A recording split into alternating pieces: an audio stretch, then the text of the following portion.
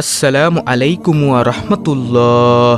প্রিয় দর্শক, আজকের ভিডিওতে আমি আপনাদের সাথে এমন কিছু আমল নিয়ে কথা বলবো। এই আমলগুলো যদি আপনি নিয়মিত করতে পারেন, ইনশাআল্লাহ অল্প আমলে অধিক সওয়াব অর্জন করতে পারবেন।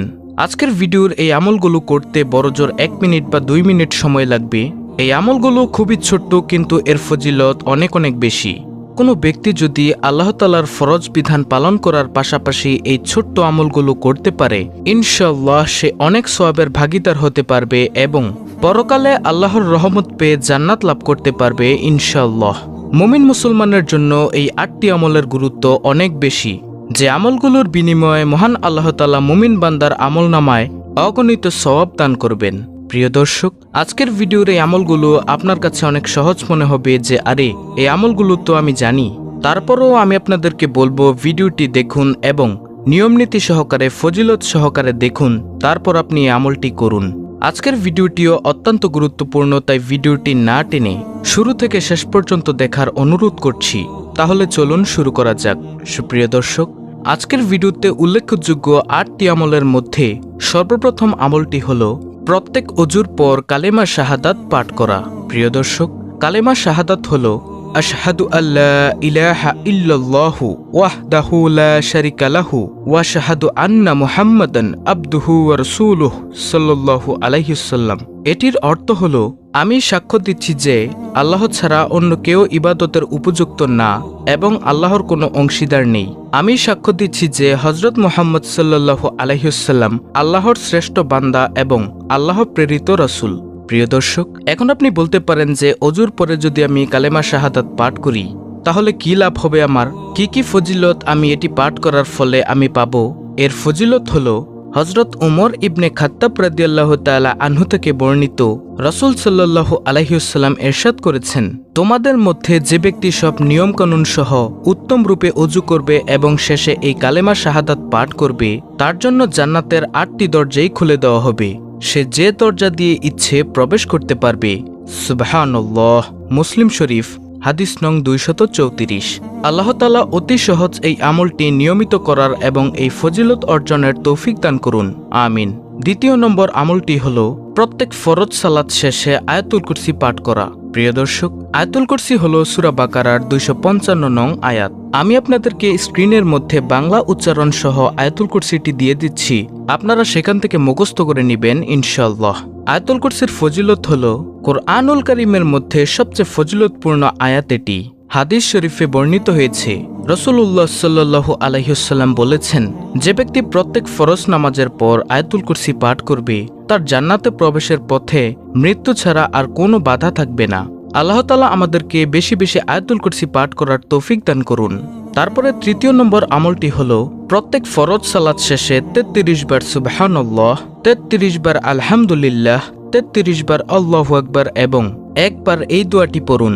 দোয়াটি হলো লা ইলাহা ইল্লাল্লাহু ওয়াহদাহু লা শারিকা লাহু লাহুল মুলকু ওয়া লাহুল হামদু ওয়া হুয়া আলা কুল্লি শাইইন কাদির।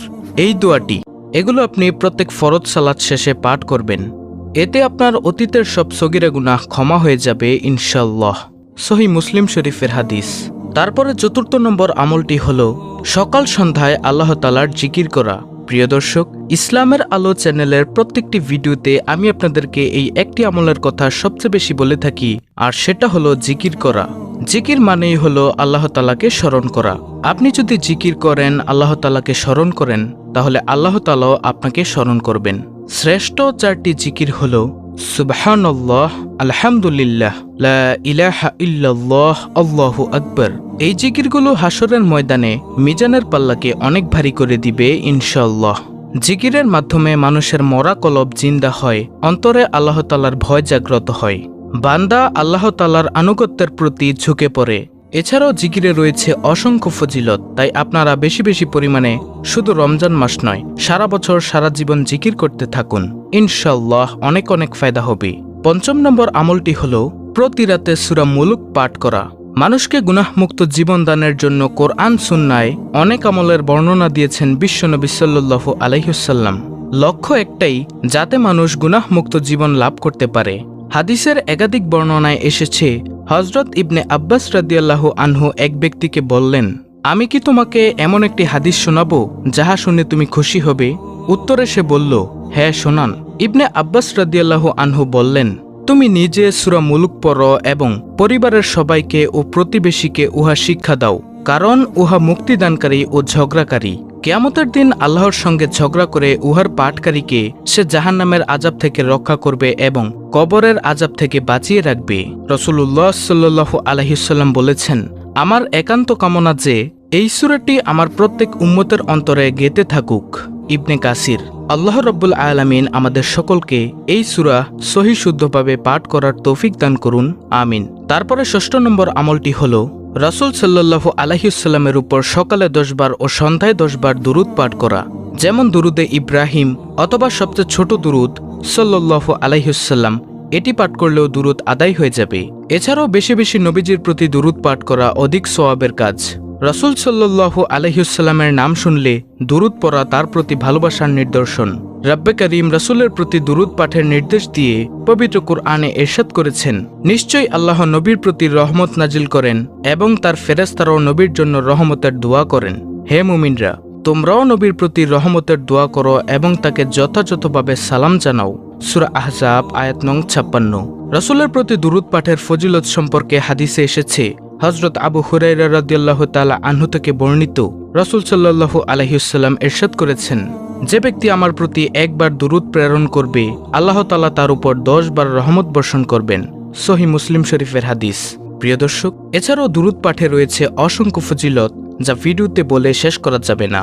তারপরে ৭ম নম্বর আমলটি হল সব সময় সুবহানাল্লাহি ওয়া বিহামদিহি সুবহানাল্লাহিল আজিম পাঠ করা। নবী করিম সাল্লাল্লাহু আলাইহি ওয়াসাল্লাম বলেছেন, সুবহানাল্লাহি ওয়া বিহামদিহি সুবহানাল্লাহিল আজিম। এই কালেমাগুলো জিহ্বায় উচ্চারণে সহজ, কিন্তু মিজানের পাল্লায় ভারী এবং দয়াময় আল্লাহ তাআলার নিকট প্রিয়।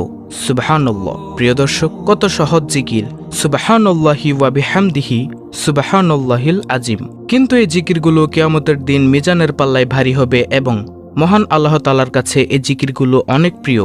তাই আমরা বেশি বেশি এই জিকিরটিও করব ইনশাআল্লাহ, যদি অধিক সওয়াব অর্জন করতে চাই। তারপরে সর্বশেষ ৮ম নম্বর আমলটি হল ইস্তেগফার করা।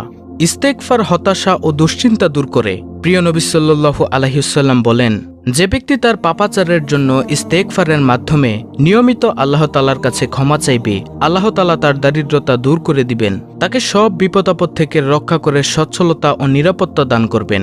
সে আল্লাহর রহমতে এমন উৎস থেকে রিজিক প্রাপ্ত হবে যা সে চিন্তাও করেনি। অর্থাৎ আপনি সব সময় ইস্তেগফার করতে পারেন এভাবে, আস্তাগফিরুল্লাহ আস্তাগফিরুল্লাহ আস্তাগফিরুল্লাহ। ইনশাআল্লাহ আল্লাহ তাআলা আপনার সকল সগীরা গুনাহ ক্ষমা করে দিবেন এবং আপনি অধিক সওয়াব অর্জন করতে পারবেন। তো প্রিয় দর্শক, এই হলো মোট ৮টি আমল। আল্লাহ রাব্বুল আলামিন আমাদের সকলকে এই আমলগুলোকে সব সময় আঁকড়ে ধরার তৌফিক দান করুন।